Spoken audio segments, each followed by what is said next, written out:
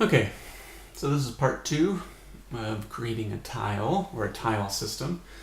So just a quick review. We have our own little custom bit of code here for creating a tile, and then we've loaded that tile into a nested for loop. Okay, so to give us the position that we're going to translate those across the screen. And if we play this, we can see we have some little fine-lined designs going on here. I changed the stroke weight across this in between tutorials. So there's some nice things going on, but also it doesn't have any variation. So, you know, at this point, this is all up to you. There's no right answer as you want to try to explore, you know, what the final output would be. But my goal here is to make something that's a little more random, I guess, and also just, you know, experiment. So the first thing that's happening is the loop, as it comes around, is creating a pretty tight little flower, and it's doing it all based on incrementing 10 degrees each time. So what I was thinking would be nice to do is feed a different number into this increment every time it created a tile. So I'm going to come up to here, and I'm going to create a new, this is going to be an integer, right? So integer, let's call this n. In fact, let's just call it spin. Integer spin equals, now if we do random, and let's say between 10 and 100, the increments that's going to go through, when I run this, it's going to tell me it doesn't like this because it says float does not match with integer. So just like we did with radians, where we took a degree and converted it, we're going to do the same thing. We're going to say, whatever the random number that comes out of this, let's convert it back to an integer, because we're going to use an integer and put it down here, right? So now if I play this, I shouldn't get any errors, right? So no errors in this whatsoever, but we haven't really done anything with it. So we want to get this number, spin, and we want to get it back over into here. So inside tile, we're going to declare a variable type, and we can use that same name, or we could call it variable s. So the integer s, and that's what this is going to be. I'll press play, and you see I get an error now. The function tile expects parameters like tile int. And you've probably seen warnings like this because you incorrectly typed something for like line or ellipse or something. So again, it's the same idea. I want you to get used to that. Whether processing has these preset functions or we write them, they still function the same way. It's the word function too many times there, right? Okay, so let's say spin.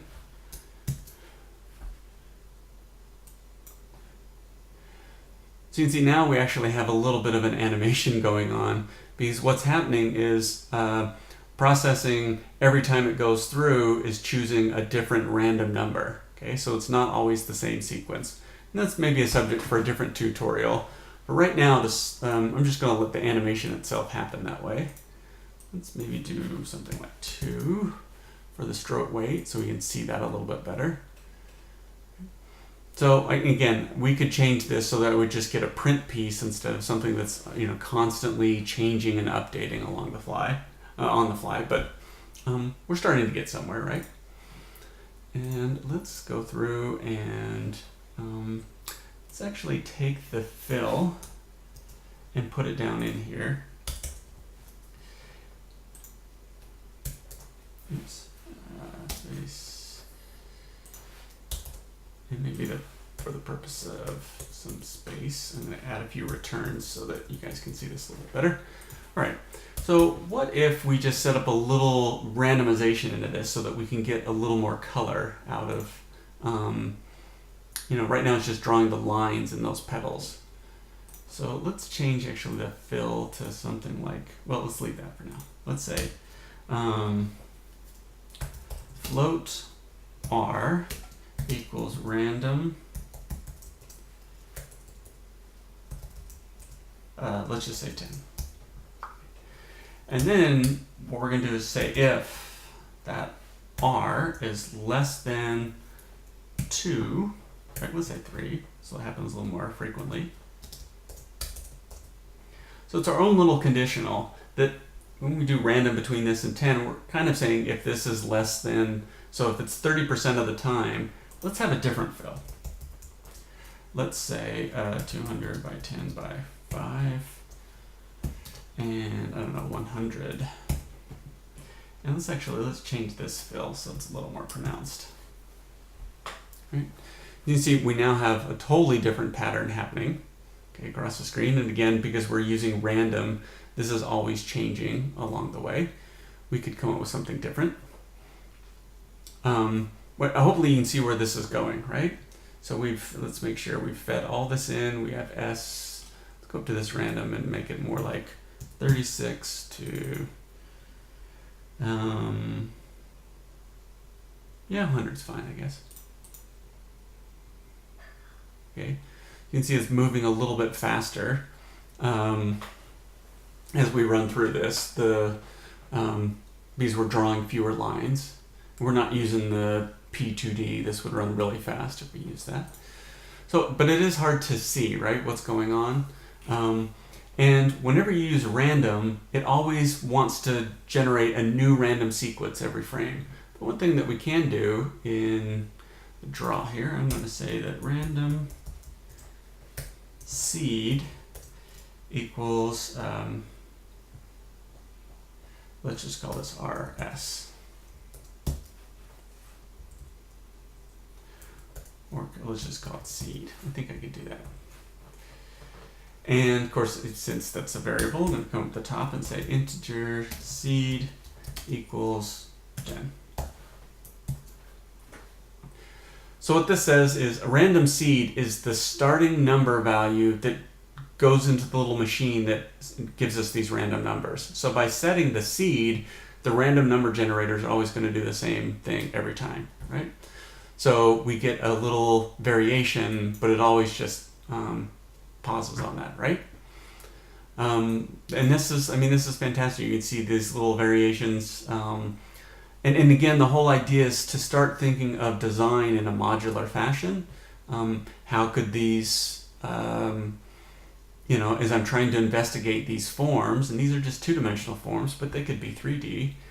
We could do something like this.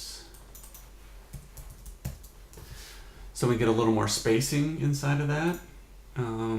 We could clamp back down to 10 and 36 again. So you can see there's lots of variation happening along the way. In fact, let's do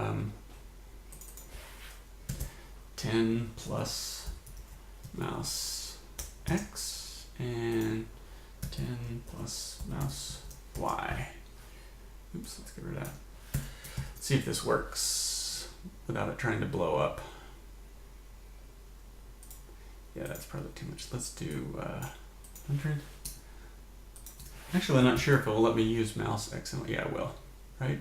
So you can see I can stack these little designs in here now interactively.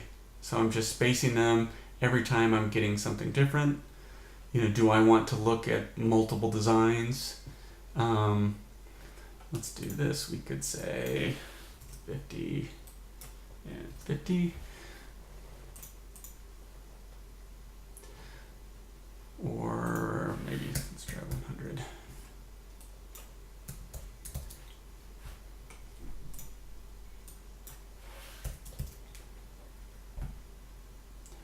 Right, so you can see how I want to position them on the page is all happening interactively.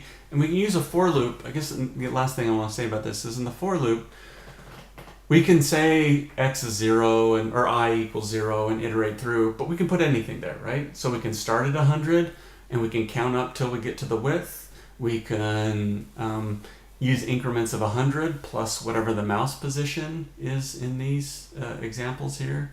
So we could really start to stack those in certain ways. You see each one of these is slightly unique and there's variety to what's going on. I think that's the main point here is we want to start thinking about patterns and systems, but then how to break that down so we get variation inside of that. All right, so I think I'll leave that there.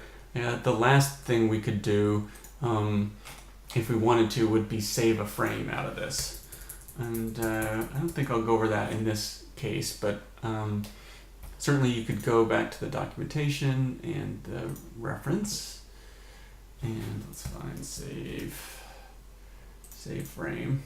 So some examples here. If I press a button, I could tell it to save a frame or something like that. If I press a key, press the mouse, any of those other things. So let's come back to this. So it's interactive, it's generative, we're exploring design parameters, and hopefully this has been illustrated in such a way that you could figure out there's lots of different things that we could add to this to change this up.